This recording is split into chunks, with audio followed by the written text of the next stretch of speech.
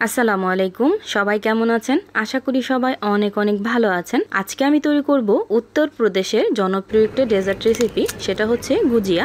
অনেকেই অনেকভাবে তৈরি করেন, আমি কিভাবে তৈরি করলাম সেটাই কিন্তু আজকে আপনাদের সাথে শেয়ার করব।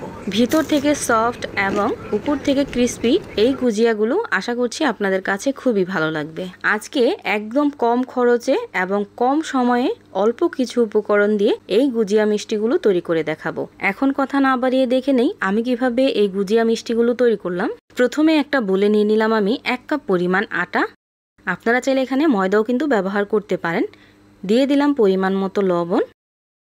দিয়ে দেব 3 চামচ পরিমাণ রান্নার সাদা তেল। এখন সব কিছু খুব ভালো করে একটু মিশিয়ে নিব।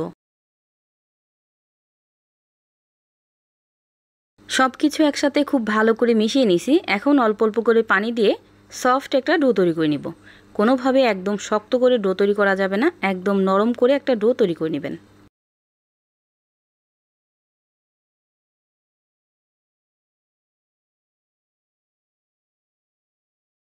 আর এই তো দেখতেই পাচ্ছেন ঠিক এইভাবে আমি ডোটাকে তৈরি করে নিছি। এখন 20 মিনিটের জন্য রেস্টে রেখে দেব।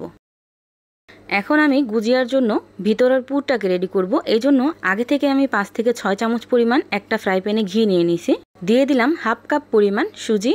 এখন সব কিছু খুব ভালো করে একটু মিশিয়ে খুব ভালোভাবে ভাজা ভাজা করে নিতে হবে। ঘি দিয়ে এই সুজিটা ভাজলে অনেক বেশি ফ্লেভারফুল হয়। আপনারা চাইলে ঘিয়ের পরিবর্তে এখানে রান্নার সাদা তেল দিয়েও কিন্তু এই সুজিটাকে ভেজে নিতে পারেন।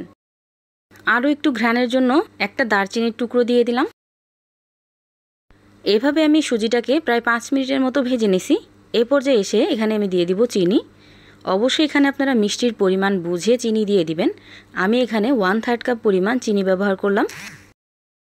এখন আমি অল্প অল্প করে 2 বারে হাফ কাপ পরিমাণ লিকুইড দুধ দিয়ে দিব। আপনারা চাইলে এখানে গুঁড়া দুধ গুলিয়েও কিন্তু ব্যবহার করতে পারেন। এখন চুলার আঁচটা কমিয়ে ততক্ষণ পর্যন্ত রান্না করব যতক্ষণ না সুজিটা খুব ভালোভাবে ফুটে উঠতেছে।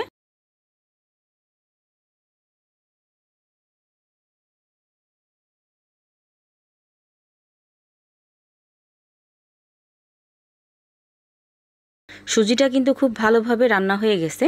এই পর্যায়ে এসে এখানে আমি দিয়ে দিব 1 কাপ পরিমাণ চীনাবাদাম আর কাঠবাদাম কুচি। আপনারা চাইলে এখানে যে কোনো বাদাম ব্যবহার করতে পারেন। চাইলে কাজু বাদামও আর পেস্তা বাদামও দিতে পারেন। আবার চাইলে কিশমিশও ব্যবহার করতে পারেন। এখন এই বাদামগুলোকে খুব ভালোভাবে মিশিয়ে নিব। মিশিয়ে নেওয়া হয়ে গেছে। এখানে এখন দিয়ে দিব 1/3 কাপ পরিমাণ নারকেল কোড়া। দিয়ে দিব পরিমাণ মতো একটু লবণ। লবণ দিলে এই গুজিয়ার পুরের টেস্টটা অনেক গুণে বেড়ে যাবে। এখন সব কিছু আবার খুব ভালোভাবে একটু মিশিয়ে নিব। আর মিশিয়ে নিলেই কিন্তু এই গুজিয়ার পুরটা একদম পারফেক্টলি রেডি হয়ে যাবে। আর এই তো দেখতেই পাচ্ছেন এই গুজিয়ার পুরটা কিন্তু একদম পারফেক্টলি রেডি হয়ে গেছে। দেখেই নিশ্চয়ই বুঝতে পারতেছেন একদম নরমও হয় নাই, একদম কড়কড়া শক্তও হয় নাই। ঠিক এইভাবে আপনারা এই পুরটাকে রেডি করে নেবেন। আর এই তো দেখতেই পাচ্ছেন 20 মিনিট হয়ে গেছে। এই ডোটা কিন্তু এখন অনেক বেশি সফট হয়ে গেছে। এখন হাত দিয়ে খুব ভালোভাবে আবার একটু মথে নেব।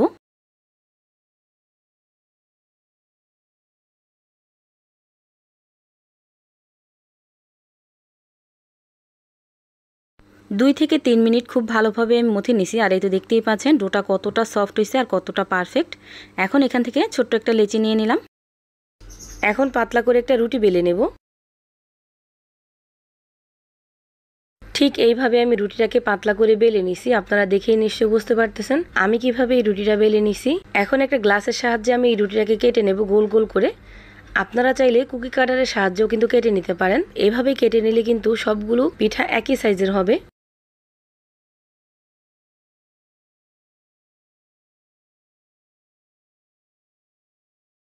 এভাবে আমি সবগুলো কিন্তু বানিয়ে নিব। এখন আমি পিঠাগুলো আপনাদেরকে একটু বানিয়ে দেখাচ্ছি।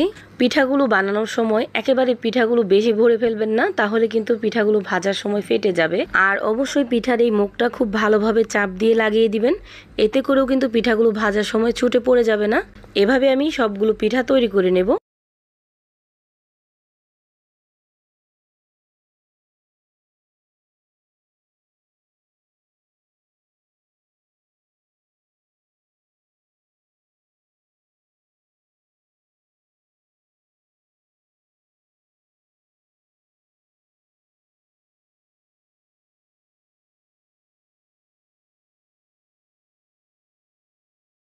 এভাবে আমি কিছুটা গুজিয়া বানিয়ে নিছি।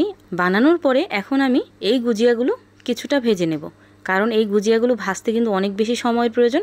এজন্য প্রথমে যেগুলো বানাইছি ওগুলো তেলে দিয়ে দিলাম।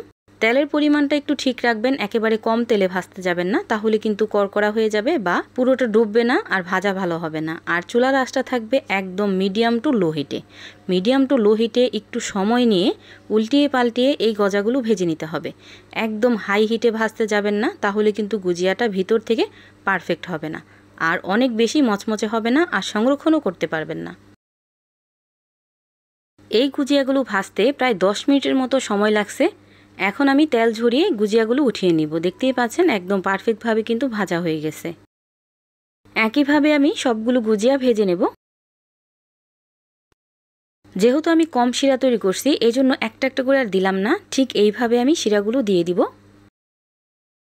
তৈরি হয়ে গেল অসম্ভব মজার গুজিয়া মিষ্টি। ভিডিওটা ভালো লাগলে লাইক, কমেন্ট অ্যান্ড শেয়ার করতে ভুলবেন না। সবাই ভালো থাকবেন, সুস্থ থাকবেন। আল্লাহ হাফেজ।